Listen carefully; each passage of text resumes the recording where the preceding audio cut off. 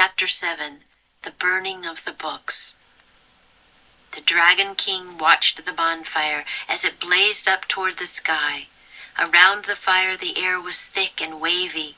Bamboo books were stacked beside the fire waiting to be burned. "Hurry," said the scholar. They jumped down from the cart and joined the crowd by the bonfire. The Dragon King shouted to the soldiers. They began throwing the books into the fire. The bamboo crackled as it burned. "Stop!" cried Annie. Jack grabbed her. "Quiet," he said. Annie pulled away. "Stop!" she shouted again, but her voice was lost in the noise of the roaring fire. "There's your story," said the scholar. He pointed to a bamboo book that had fallen off a waiting stack. "I'll get it," said Annie. She dashed over to the book. "Annie!" cried Jack, but she had already snatched up the bundle of bamboo strips and was charging back to them. "Got it! Quick, put it in your sack," she said. Jack put the bundle of bamboo strips in his sack. Then he looked around fearfully. He gasped. The Dragon King was glaring at them. Then he headed their way. "Seize them!" the Dragon King shouted. "Run through the burial grounds," the scholar said to Jack and Annie. "The soldiers will be afraid to follow. They fear the spirits of the ancestors."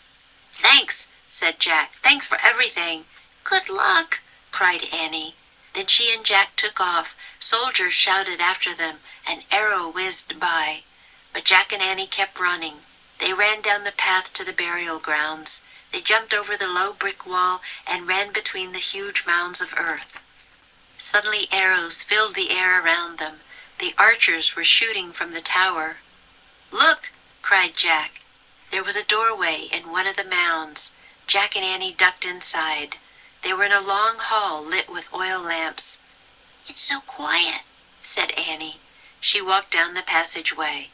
"Hey, there are some steps here." "Don't go any farther," said Jack. "Why not?" said Annie. "We don't know what's down there," said Jack. "This is a burial tomb, remember? It's creepy." "Let's just take a quick look," said Annie. "Maybe it's the way out of here." Jack took a deep breath. "You might be right," he said. "Okay, but go slow." He didn't want to stumble upon a dead body. Annie started down the steep steps. Jack followed. The lamps lit their way as they kept going down and down. Finally, they reached the bottom. Jack blinked. Even though oil lamps glowed everywhere, it was hard to see at first. When Jack's eyes got used to the strange light, his heart nearly stopped. "Oh, man," he breathed. They were in a room filled with soldiers, thousands of them. ㅅ매직트리하우스 Book 14 Day of the Dragon King Chapter 7.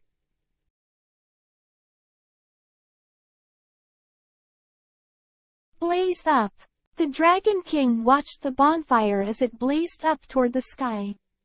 "Pull away." Annie pulled away. Roaring fire. Her voice was lost in the noise of the roaring fire. "Snatch up." But she had already snatched up the bundle of bamboo strips and was charging back to them. "Glare at."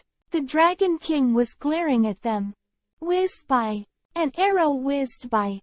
"Take a quick look." Let's just take a quick look.